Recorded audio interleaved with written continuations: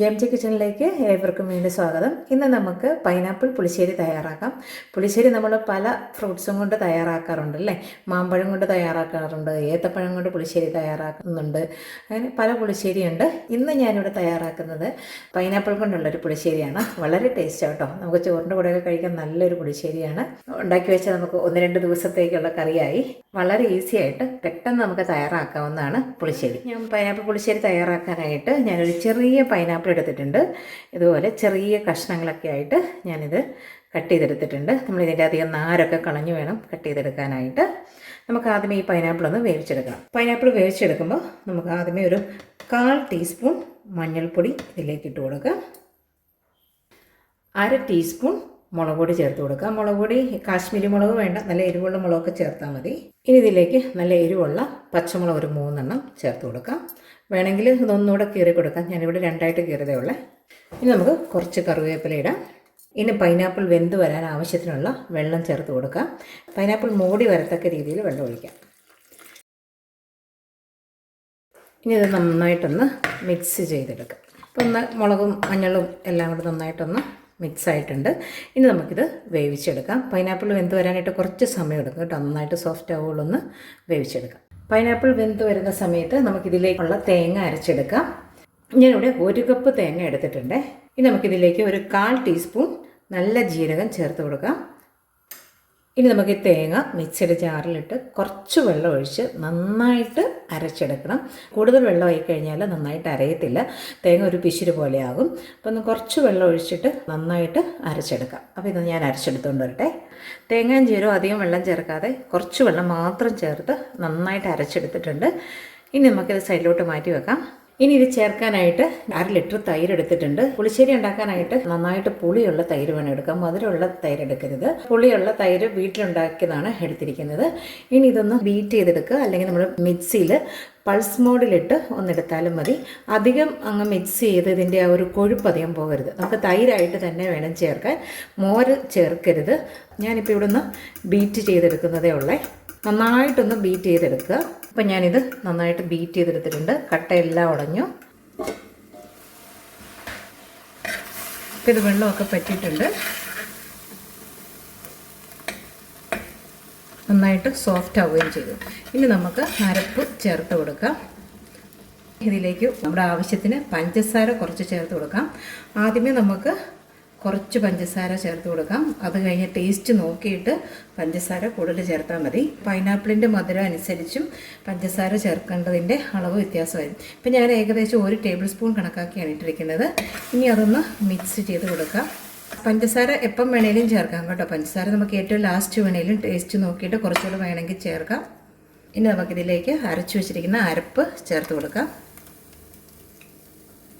അരച്ച ജാറ് കഴുകി കുറച്ച് വെള്ളം കൂടി ഒഴിച്ചു കൊടുക്കാം. ഇനി നന്നായിട്ട് യോജിപ്പിച്ച് ഇതൊന്ന് തിളപ്പിച്ചെടുക്കണം. അരപ്പിൻ്റെ പച്ച ടേസ്റ്റൊക്കെ ഒന്ന് മാറട്ടെ. അപ്പോൾ നമുക്കതൊന്ന് തിളപ്പിച്ചെടുക്കാം. ഇത് തിളപ്പിച്ചെടുക്കുമ്പോൾ നല്ല ഫുൾ ഫ്ലെയിമിലിട്ട് തിളപ്പിക്കാതെ ഒരു മീഡിയം ഫ്ലെയിമിലിട്ട് തിളപ്പിക്കുക. ഫുൾ ഫ്ലെയിമിലിട്ട് നന്നായിട്ടൊന്ന് വെട്ടി തിളച്ച് കഴിഞ്ഞാൽ തേങ്ങ അരച്ചത് പിരിഞ്ഞു പോകും. അപ്പോൾ അരപ്പിന് നല്ലൊരു കൊഴുപ്പ് കിട്ടത്തില്ല. മൺപാത്രത്തിലായതുകൊണ്ട് ഇതിന് നല്ല ചൂടുണ്ട്. അപ്പോൾ നമ്മൾ തീ കുറച്ച് വെച്ച് കഴിഞ്ഞാലും ഇതിന് നല്ല ചൂട് കിട്ടും. ഫ്ലെയിം കൂട്ടി വെച്ച് കഴിഞ്ഞാൽ നമ്മൾ ഫ്ലെയിം ഓഫ് ചെയ്താലും കുറേ നേരം കൂടെ തിളയ്ക്കും. അതേസമയം ചെറിയ ഫ്ലെയിമിലിട്ട് തിളപ്പിക്കുകയാണെങ്കിൽ അത്രയും നേരം നമുക്ക് തിള വരികയില്ല. പെട്ടെന്ന് അതിൻ്റെ തിളച്ചുകൊണ്ടിരിക്കുന്നത് ഫ്ലെയിം ഓഫ് ചെയ്താൽ നിൽക്കും. നമുക്കിത് ആവശ്യത്തിനുള്ള ഉപ്പ് ചേർത്ത് കൊടുക്കാം. ഞാൻ ഉപ്പ് ആദ്യമേ ചേർത്തിട്ടില്ലായിരുന്നു, ഉപ്പ് ഇപ്പോഴാണ് ചേർക്കുന്നത്. ഇപ്പോൾ പഞ്ചസാരയൊക്കെ നമുക്ക് വീണ്ടും ചേർത്ത് കൊടുക്കാം, എപ്പം വേണേലും ചേർക്കാം. അതുകൊണ്ട് ആദ്യമേ കുറേശ്ശെ ചേർത്ത് കൊടുക്കുക. പിന്നെ തിള വന്നതിന് ശേഷം ഒന്നുകൂടെ വീണ്ടും മിക്സ് ചെയ്യുക. ചെറിയ ഫ്ലെയിമിലാകുമ്പോൾ അധികം അങ്ങ് വെട്ടി തിളയ്ക്കത്തില്ല കേട്ടോ. ഇനി നമുക്ക് ഫ്ലെയിം നന്നായിട്ട് കുറച്ച് വെക്കാം. ഇനി ഇത് നന്നായിട്ട് തിളയ്ക്കുന്നുണ്ടെങ്കിൽ നിങ്ങൾക്ക് ഫ്ലെയിം വേണേൽ ഓഫ് ചെയ്തും കൊടുക്കാം. ഇപ്പോൾ തിള നിന്നിട്ടുണ്ട്. ഇനി തൈര് ചേർത്ത് കൊടുക്കാം.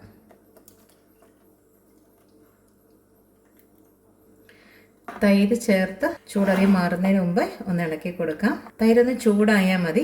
മൺപാത്രം ആയതുകൊണ്ട് ആ പാത്രത്തിൻ്റെ ചൂടിൽ തന്നെ ഈ തൈര് ചൂടായിക്കോളും. ഇനി നമുക്ക് ഉപ്പൊക്കെ ഒന്ന് നോക്കാം. ഉപ്പ് കുറവുണ്ടെങ്കിൽ ഉപ്പ് കൂടെ കുറച്ച് ചേർക്കണം.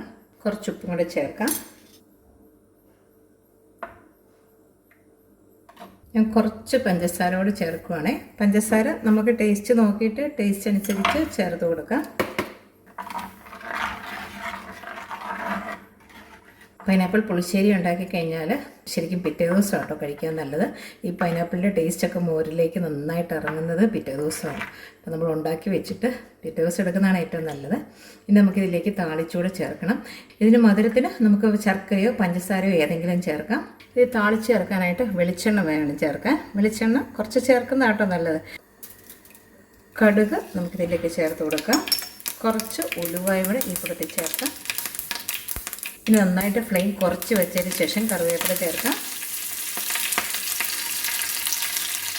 കുറച്ച് ഉണക്കമുളക് ചേർക്കാം. കുറച്ച് മുളക് പൊടി ചേർക്കാം. ഉലുവാപ്പൊടി ഒരു 2 നുള്ളി ചേർത്ത് കൊടുക്കാം.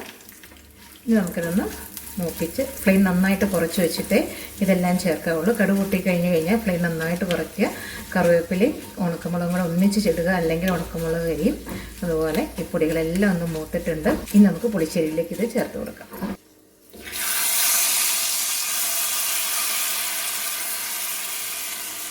അപ്പോൾ ഇതിൻ്റെ കളറൊക്കെ നല്ലൊരു കളറായിട്ടുണ്ട്. അപ്പോൾ നമ്മൾ ആദ്യമേ അധികം മുളക് പൊടിയൊക്കെ ഒന്ന് ചേർക്കാതിരിക്കുക. കടുക് പൊട്ടിക്കുന്ന കൂട്ടത്തിൽ മുളക് പൊടിയും കൂടി ചേർക്കുമ്പോഴത്തേനും ഇതിൻ്റെ കളറൊക്കെ നല്ലൊരു കളറാവും. ഇനി നമുക്ക് ഒന്ന് ടേസ്റ്റ് നോക്കാം കേട്ടോ. പൈനാപ്പിളിൻ്റെ നല്ലൊരു ടേസ്റ്റ് വരുന്നുണ്ട്. നല്ലൊരു പുളിശ്ശേരിയാണ്. എല്ലാവരും ഇത് ചെയ്ത് നോക്കുക. നിങ്ങൾക്ക് എല്ലാവർക്കും ഇഷ്ടമാവും. നിങ്ങൾക്ക് വീഡിയോ ഇഷ്ടമെങ്കിൽ ലൈക്ക് ചെയ്യാനും ഷെയർ ചെയ്യാനും മറക്കരുതേ. അടുത്തൊരു വീഡിയോയുമായി ഉടനെ കാണാം. താങ്ക്